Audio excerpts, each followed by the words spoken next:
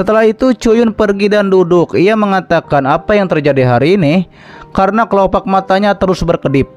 Guman sekarang masih belum tiba di jurang tanpa angin. Di Pulau Tianggong mereka memproduksi senjata seperti biasa. Apalagi yang telah Cuyun lupakan. Karena Cuyun tidak ingat, mungkin itu tidak penting, sebaiknya ia kembali mengerjakan roundnya.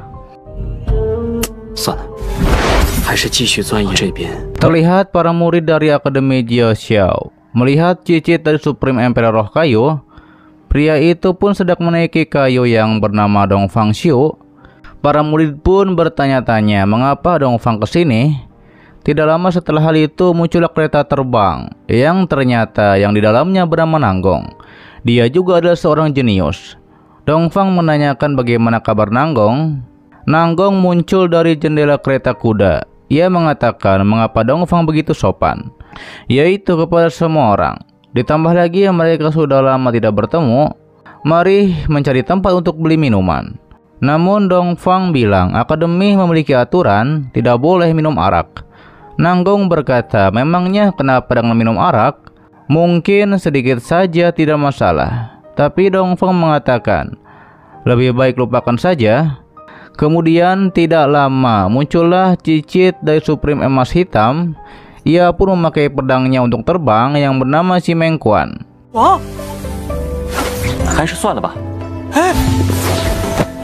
Setelah ia mendarat, para murid pun bertanya-tanya, hari apa ini? Mengapa semua jenius dari 3 akademi berada di sini? Kemudian Dongfang menyapa Simen. Ditambah lagi ternyata beritanya menyebar dengan cepat. Simen bilang apakah cuma Nanggong yang diizinkan datang. Hal itu pun membuat Nanggong sedikit kesal, karena ia hanya mengatakan 1 kalimat saja dan mengapa Simen meresponnya dengan keras seperti itu. Ternyata Simen hanya merasa kesal saat melihat Nanggong. Tapi menurut Nanggong, Simen hanya cemburu kepadanya. Simen meresponnya apakah ia cemburu dengan tubuh kurus Nanggong atau hasil kultivasi yang tidak mengesankan. Hal itu pun membuat Nanggong semakin kesal. Jangan kira ia takut kepada Simen. Hingga akhirnya terjadilah saling tatap di antara mereka. Dan nampaknya mereka pun akan bertarung. Namun seseorang menegur mereka berdua. Tidak harus melakukannya saat mereka bertemu. Ternyata orang itu bernama Sima. Ia juga seorang jenius. Dongfang menyapa Sima. Sima mengatakan bahwa Supreme Emperor S menyuruhnya untuk memperlakukan Dongfang dengan baik. Sepertinya saudara Sima akan sangat sibuk kali ini. Tapi ternyata kata Sima, masih ada satu lagi yang akan datang. Terlihatlah ada jenius yang datang lagi bernama Bai Yecheng. Setelah ia mendarat dengan labunya, ia pun disambut di sana oleh Sima. Sembari Sima mengatakan karena semuanya sudah datang, mereka pun akan masuk lebih dulu.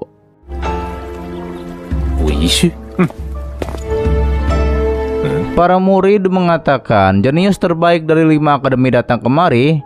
Dan sebenarnya apa yang sedang terjadi? Para murid menduga hal yang membawa mereka kemari selain dari kultivasi, itu pasti Liu Xiang yang menjadi pusat perhatian. Sementara itu terlihat Liu Xiang mengatakan kepada gurunya, ia masih harus berkultivasi dan tidak bisa pergi.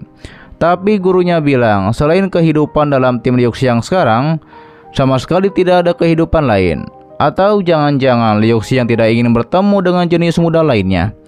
Liu Xiang mengatakan harusnya gurunya sudah tahu bahwa ia sudah menikah. Tidak perlu untuk orang lain. Gurunya pun pasti tahu akan hal ini. Hanya saja Liu Xiang telah berlatih sangat keras dan telah mencapai titik puncak. Liu Xiang pun berharap menerobos ranahnya, tapi selalu sulit untuk menembusnya. Gurunya pun memberitahu orang-orang yang hadir di pesta kali ini. Atribut kultivasinya bervariasi. Selain itu mereka semua jenius berbakat. Mungkin melalui komunikasi Liu Xiang akan menemukan peluang untuk mencapai terobosannya. Mendengar hal itu akhirnya Liu Xiang pun mengerti. Tapi gurunya mengingatkan agar Liu Xiang jangan lupa berdandan. Tidak boleh merusak citra Akademi Jiao Xiao di hadapan mereka. Liu Xiang pun menuruti perkataan gurunya.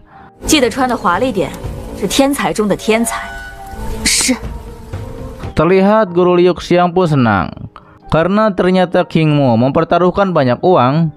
Ditambah lagi ginseng dingin kematian dijadikan sebagai hadiah. Tapi akankah cicit Kingmu berhasil? Semuanya tergantung kepada cicit itu. Diperlihatkanlah di aula akademi, Nanggong ingin bertanya kepada salah satu murid. Murid itu pun pasti akan memberitahu segalanya yang ia tahu. Nanggong pun bertanya apa yang disukai Liu Xiang, misalnya hiburan di satu waktu yang luang. Tampaknya murid tersebut ingin memberitahu sesuatu. Setelah diberitahu, Nanggong mengatakan kepada Dongfang,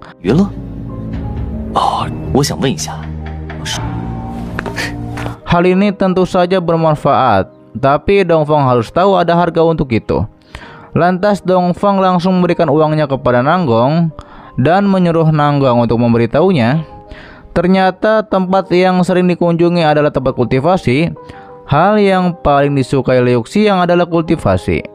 Tidak ada hal yang lain. Mendengar itu, Dongfang mengatakan, gadis pada umumnya biasanya suka bernyanyi dan menari, sedangkan Liu Xiang berkultivasi selama bertahun-tahun, dan ia rasa Liu Xiang tidak pandai berdandan atau bersosialisasi. Ia kira sulit untuk mendapatkan sesuatu yang membuat Liu Xiang terkesan. Nanggong bilang ada yang namanya membuat wanita terkesan, ia yang terbaik dalam hal ini. Selain itu, ia dengar Liu Xiang sudah menikah. Dongfang mengatakan sebelumnya gurunya sudah memeriksa Liu Xiang dan menemukan bahwa Liu Xiang tidak kehilangan keperawanannya dan belum pernah menikah. Jadi ada hal yang lain yang terjadi di sini.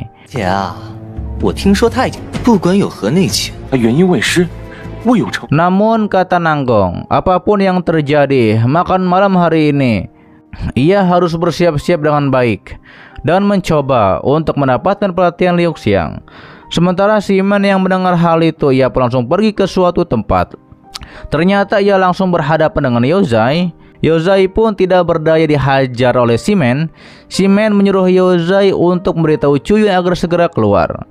Namun Yozai bilang, memang siapa Simen ini?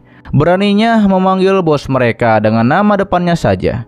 Yozai pun menyerang dengan kekuatan babik. Akan tetapi itu percuma saja karena tidak mempan sama sekali.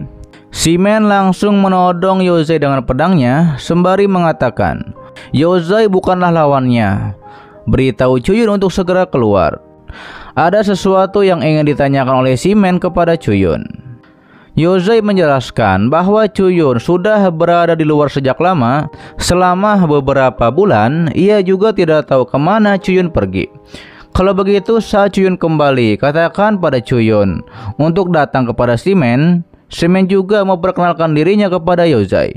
Mendengar itu, Yozai baru mengetahui bahwa Simen adalah cicit dari Supreme Emperor Emas Hitam, orang yang membantai jutaan iblis dalam satu malam. Yozai bertanya-tanya mengapa bosnya mendapat masalah dengan karakter serigala ini. Ia pun harus segera memberitahu Bufan dan menyampaikannya kepada Cuyun.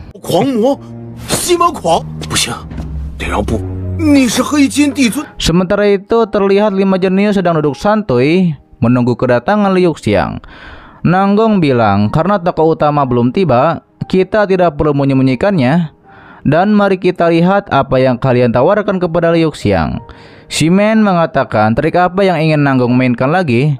Namun Nanggong bilang ia tidak bermain trik. Ditambah lagi kita sekarang berada di tempat yang sama. Meskipun ia mungkin telah menyiapkan hadiah yang lebih baik daripada yang kalian tawarkan, bahkan lebih berharga dan sedikit lebih tulus. Tapi jangan khawatir, tidak ada yang bisa menebak apa yang disukai oleh Liu Xiang. Sedangkan Simen nampaknya akan menampilkan keterampilan pedang, karena mau bagaimanapun juga Liu Xiang suka berlatih keras. Mungkin saja ia akan menyukai hal ini. Kemudian Nanggong bertanya kepada Dongfang apa yang sudah disiapkan oleh Dongfang. Ternyata Dongfang belum memutuskan apa yang akan ia berikan kepada Liu Xiang. Namun Nanggong yakin bahwa Dongfang tidak punya hadiah. Saat itu mereka pun melirik kiri kanan karena Sima belum berada di sini, padahal seharusnya sudah ada di sini. Tidak lama setelah itu, Liu Xiang pun muncul di hadapan mereka semua dengan gaun yang sangat anggun. Melihat Liu Xiang, para jenius pun ingin mendapatkan Liu Xiang. Sementara Cuyun yang sedang berkultivasi, ia pun mengetahui terjadi sesuatu di Akademi Jiu Xiao.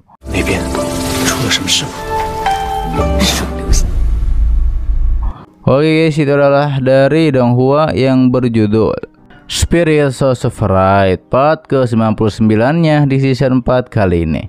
Dan terima kasih buat kalian yang menonton sampai detik ini dan selalu mensupport channel admin. Sehat-sehat buat kalian semua dan jangan lupa di subscribe agar kalian tidak ketinggalan setiap notif berikutnya. Loncengnya juga dipencet, oke? Agar kalian tidak ketinggalan setiap video baru lainnya. Dan sampai jumpa kembali di video selanjutnya. See you next time and bye bye. Assalamualaikum warahmatullahi wabarakatuh.